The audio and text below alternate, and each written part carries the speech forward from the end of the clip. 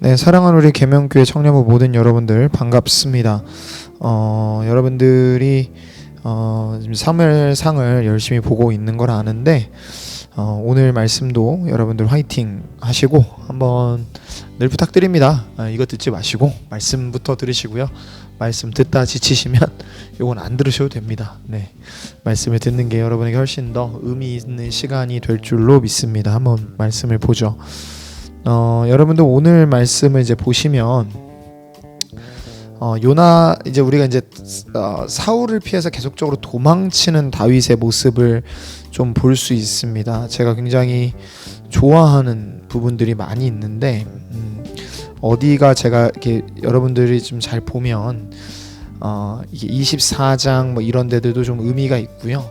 근데 21장도 굉장히 의미가 있기 때문에 일단 21장부터 좀 한번 살펴보도록 하겠습니다.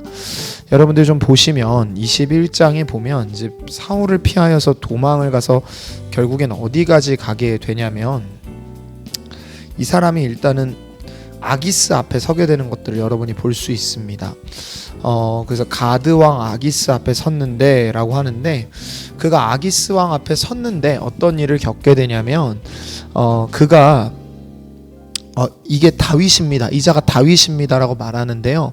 이 당시 이 고대 근동에 유행가가 하나 있었어요. 그게 뭐냐면 사울이 죽인 자는 천천히요 다윗이 죽인 자는 다윗은 만만히로다 이렇게 얘기하는 거죠. 그러니까 이 말을 들었을 때 다윗이 두려웠을 거예요. 그러니까 자기 정체가 탄로난 걸 안 거죠. 그러니까 그가 가드 땅에 갔을 때 아마 골리앗을 죽인 그 일 때문에 그는 아마도 왕에게 미움을 사기 쉬운 상황이었을 겁니다. 그는 너무너무 무서웠어요. 그래서 몸을 의탁하기 위해 왔지만 죽을 수도 있겠다라는 어떤 공포감을 느꼈을 겁니다. 그런데 이때 갑자기 다윗이 뭘 하냐면 13절 여러분들이 보시면 21장 미친 척하기 시작합니다. 미친 척하기 시작하고 겨우겨우 살아남게 됩니다. 그러니까 여러분이라면 생각을 해보세요. 뭔가 하나님께서 자기를 기름 부으셨는데 기름 부음 받은 자기의 인생이 너무나 기구한 겁니다. 그죠? 계속 도망다녀야 되고 그런 상황인 거죠. 그런데 그 상황 속에서 최종적으로는 이방 나라의 왕 앞에서 미친 척까지 하면서 살아남아야 되나라는 생각이 들 것 같아요. 그런데 다윗은 좀 다릅니다. 여러분 시편 34편을 여러분이 나중에 좀 눈으로 보시면 시편 34편이 다윗이 그때 기록한 것입니다. 그러니까 여러분이 나중에 표제어라고 해서 이제 보면 알 텐데요. 이게 어떤 상황이냐면 그가 그가 가드왕 앞에서 미친 채 하고 나서 도망친 이후에 살아남아서 지은 시가 34편이에요. 그러니까 제가 읽을게요.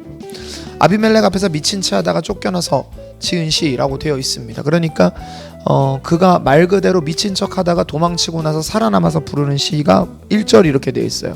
내 여호와를 항상 송축하며 내 입술로 항상 주를 찬양하리이다. 자, 여러분 그러면 한번 생각을 해보세요. 지금 이 모습을 보고 있는 사람들이 무슨 생각을 할까요? 다윗이 도망을 치더니 도망친 곳에서 갑자기 한다는 이야기가 무슨 말이냐면 하나님을 찬양합니다 이거예요. 게다가 미친 척하고 도망가서 이 얘기를 하고 있습니다. 이 모습을 보고 제가 생각해 본 건 뭐였냐면 내가 이거 보고 있으면 쟤 정말로 미쳤네 이런 얘기 할 겁니다. 왜냐면 욕을 해도 욕을 해야 될 상황이고 뭔가 불평이 나오면 정상적인 상황인데 다윗은 불평이나 원망이나 분노가 아니라 찬양을 하고 있다는 겁니다. 저는 이 모습을 보면서 34편을 여러분이 나중에 쭉 읽어보면 알겠지만 그가 결론적으로는 자기를 인도하실 하나님을 믿었기 때문밖에 라고는 설명할 수 없어요. 18절입니다. 34편 이렇게 돼 있어요. 여호와는 마음이 상한 자를 가까이 하시고 중심으로 통회하는 자를 구원하시도다. 19절 의인은 고난이 많으나 여호와께서는 그의 모든 고난에서 건지시는 도다 라고 말을 하고 있습니다. 그러니까요 그는 여전히 하나님을 향한 신뢰 속에서 걷고 있는 것이죠. 여러분 저는 예수 그리스도의 인생이 우리에게 질문과 해답이 되는 은혜가 오늘도 있었으면 좋겠습니다. 여러분 신자의 인생이 왜 힘들고 어려워야 됩니까? 라는 말 속에서 예수님의 인생에도 동일한 질문들이 있었을 겁니다. 여러분 예수님의 인생을 하나님의 아들이라는 관점으로 한번 보세요. 그러면 영원전부터 하나님의 아들이셨으며 하나님의 본체이신 그 예수께서 왜 그런 어려운 일을 겪으셔야 했을까요? 다른 것이 없습니다. 하나님의 약속과 하나님과 맺은 구원 협약을 이루시기 위함이죠. 그 질문에 대한 답은 예수님 안에 다 주어져 있습니다. 사랑하는 여러분, 우리 인생에서요, 이해할 수 없는 순간들이 펼쳐집니다. 왜 이런 일을 겪어야 되는가 싶은 날들이 많아요. 근데 여러분들, 그 상황이요, 가볍단 말도 쉽단 말도 성경은 하지 않습니다. 다만 뭘 붙잡아 달라고 하냐면 그 상황 속에서도 건지시고 이끄실 하나님을 붙잡아 달라고 요청합니다. 그러니까 여러분, 하나님을 붙잡는 은혜가 있기를 소망합니다.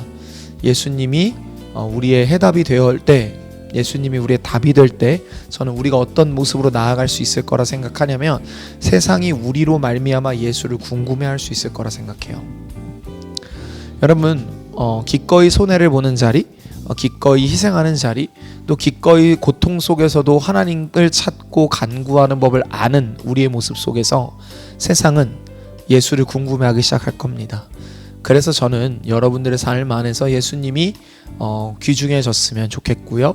여러분들의 삶을 통해 예수님에 대한 궁금증이 여러분 주변에 유발될 수 있었으면 좋겠어요. 여러분, 그 이후로 보면 다윗의 인생은 의문투성입니다. 여러분 24장을 읽어보시면 알 텐데요. 여러분들 다윗이 거기 보면 마음이 찔려라는 표현이 나와요. 물론 이제 읽어보시면서 생각해 보세요.